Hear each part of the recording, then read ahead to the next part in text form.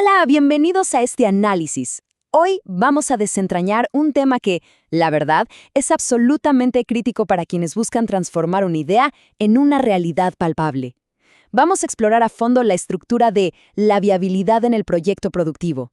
A lo largo de este recorrido, no solo vamos a desglosar la teoría directa de nuestras fuentes, sino que lo bajaremos a la tierra. Literalmente, daremos ejemplos súper prácticos de cómo redactar y aplicar estos conceptos en el ámbito agropecuario.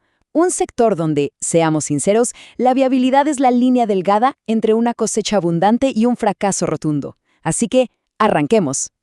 Bueno, entremos de lleno en materia. Nuestra hoja de ruta de hoy nos guiará paso a paso.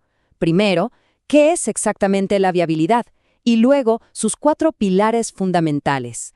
El impacto social, el análisis económico, el mercadeo y, para cerrar, el impacto ambiental. Empezamos con la sección 1, que es la viabilidad. Porque claro, antes de evaluar cualquier idea, necesitamos entender el concepto central que rige todo el proceso. Aquí tenemos nuestro documento base, el que dicta las reglas del juego. Y según esta fuente, decimos que un proyecto es verdaderamente viable cuando es realizable, factible y posible de llevar a cabo. Básicamente, es la prueba de fuego. Basarnos en este texto nos deja clarísimo que la viabilidad no es una simple opinión al aire, es un estado completamente demostrable. Y esto ilustra de manera brillante un contraste brutal: buenas intenciones frente a una respuesta de acción adecuada. O sea, romper el mito de que querer hacer las cosas bien es suficiente. El texto es tajante aquí, ¿saben? Un proyecto tiene que ser la respuesta más coherente a la realidad. Pensemos en el campo.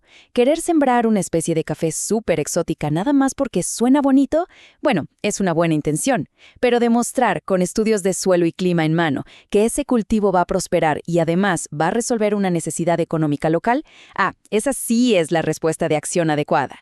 Y para lograr esa respuesta, la ejecución tiene que ser técnicamente factible. Esta es nuestra lista de verificación esencial. Se necesitan recursos económicos, recursos humanos, políticas de apoyo y aspectos socioculturales positivos. A la hora de redactar la viabilidad técnica de, digamos, un proyecto agrícola, tenemos que ser muy específicos. Hay que preguntarse, ¿tenemos el capital para el sistema de riego?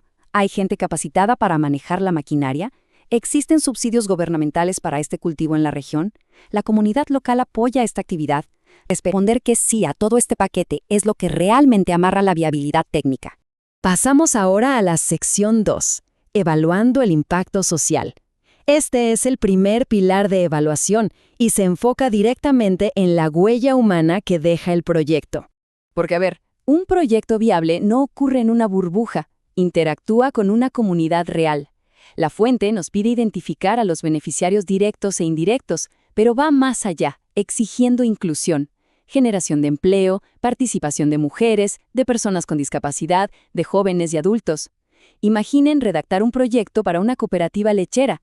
Ahí, el impacto social se debe detallar estableciendo cuántos empleos locales directos se van a crear, cómo se va a integrar a las mujeres en los procesos administrativos o de pasteurización y qué oportunidades de capacitación se van a abrir para los jóvenes rurales. Todo esto para evitar, por ejemplo, la migración. Es fundamental.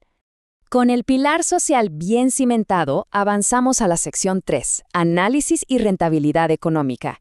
Es el momento de quitarle el miedo a la jerga financiera y ver cómo los números respaldan la idea. Este análisis básico se sostiene sobre conceptos que son pura lógica. Hablamos de ingresos y costos, flujo de caja y la famosa relación costo-beneficio. En el mundo agropecuario, esto significa proyectar, pero de manera muy realista, cuánto va a costar la semilla, el fertilizante, la mano de obra para la siembra y compararlo con lupa frente a los ingresos que esperamos cuando la cosecha por fin llegue al mercado. Al final del día, estas son métricas súper prácticas para saber si meterle dinero a esto tiene sentido o no. Luego pasamos a los indicadores un poquito más específicos, arrancando con el VAN, o valor actual neto. La fuente lo define como el indicador que nos muestra si el proyecto va a seguir siendo rentable con el tiempo, considerando cierta tasa de interés. Imaginen que se planta un huerto de árboles frutales que va a tardar años en dar su máxima producción. Bueno, el BAN nos permite traer el valor de todas esas futuras ventas de fruta al día de hoy, tomando en cuenta cosas como la inflación. Es la forma de confirmar si la espera valdrá la pena. Y de la mano del BAN viene la TIR, la tasa interna de retorno. El documento la describe súper claro. Es una medida de rentabilidad equivalente a la tasa de interés que el proyecto le va a dar a quien invirtió. En palabras simples, es el porcentaje de rendimiento. Si un grupo de agricultores se junta para comprar un tractor de última generación, la TIR les va a decir exactamente qué porcentaje de ganancia anual les está devolviendo esa máquina gracias a la eficiencia que ganan en el campo. Entonces, el punto crucial es el punto de equilibrio. Ese momento matemático exacto donde los ingresos son igualitos a los gastos. Aquí, el proyecto no gana ni un centavo, pero ojo, tampoco pierde, simplemente se sostiene solo. Al redactar un proyecto, digamos de cultivo de hortalizas, hay que calcular exactamente cuántos kilos se necesitan vender en una temporada pura y exclusivamente para cubrir los costos de esa misma temporada. Todo lo que se venda después de ese quilaje mágico es ganancia pura. Para cerrar este bloque financiero, tenemos el PRI, el periodo de recuperación de la inversión. Esto es, literalmente, el tiempo necesario para recuperar la plata que se invirtió al inicio. Si se construye un invernadero tecnificado carísimo, el PRI nos va a decir si vamos a necesitar 3, 5 o 10 ciclos de cosecha para que las ganancias paguen la estructura. Es una línea de tiempo absolutamente vital para cualquier persona que ponga capital. Pasemos a ver cómo esto se construye hacia afuera, entrando a la sección 4, mercadeo y comercialización. Porque, seamos honestos, los números internos más perfectos no sirven de nada si no hay un mercado allá afuera dispuesto a comprar. Ahora, lo verdaderamente interesante aquí es la simplicidad brutal de esta doble pregunta que extraemos de la fuente: ¿dónde y cómo se venderá? Al formular un proyecto agropecuario, responder esto es la diferencia entre generar riqueza o dejar que el producto se pudra en el campo. Hay que redactar las estrategias súper claras. ¿Se va a vender a pie de finca a intermediarios locales? ¿Se va a llevar a mercados mayoristas en la ciudad o lo vamos a procesar y empacar al vacío para vender en supermercados o exportar? El dónde y el cómo dicta absolutamente toda la logística operativa. Y para poder responder a eso, el documento nos exige analizar cómo está la oferta y la demanda en la zona. Esta dinámica no perdona. Si la idea es cultivar cebollas, pero el estudio revela que la zona ya está inundada de cebollas y los precios están por el suelo, el proyecto pierde su viabilidad de mercado en un abrir y cerrar de ojos, sin importar qué tan buenos sean los costos de producción. Entender este entorno local es el paso fundamental para asegurar que realmente haya ventas. Y con eso llegamos a la sección 5 y a nuestro cuarto pilar, el impacto ambiental. Todo proyecto productivo va a interactuar con el mundo físico y los recursos naturales de su entorno. La fuente nos enumera claramente dónde tenemos que evaluar nuestra huella: el aire, el agua, el suelo, el paisaje y, de manera muy crítica, cómo vamos a prevenir los impactos negativos. Al redactar el componente ambiental de un proyecto ganadero, por ejemplo, es obligatorio, no opcional, detallar qué medidas exactas se tomarán para evitar que los desechos animales contaminen el agua local, o cómo se van a rotar los pastizales para que el suelo no se compacte ni se erosione, protegiendo el paisaje a largo plazo.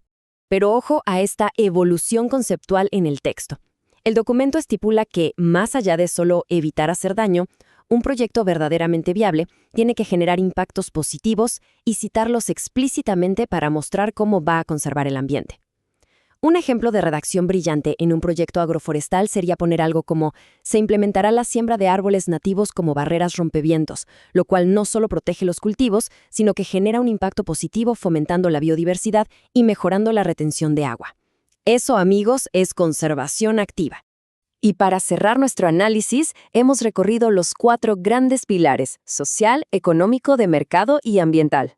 La pregunta provocativa que nos deja el documento es esta: si falta uno de los 4 pilares, digamos que el proyecto promete millones de rentabilidad, pero es un desastre en su impacto ambiental o social, ¿es verdaderamente esa respuesta de acción más adecuada de la que hablábamos al principio? Definitivamente no. La viabilidad real exige un equilibrio perfecto entre todas estas fuerzas. Entender esto a fondo es la clave maestra para transformar cualquier visión en un éxito sostenible. Nos encontramos en la próxima exploración.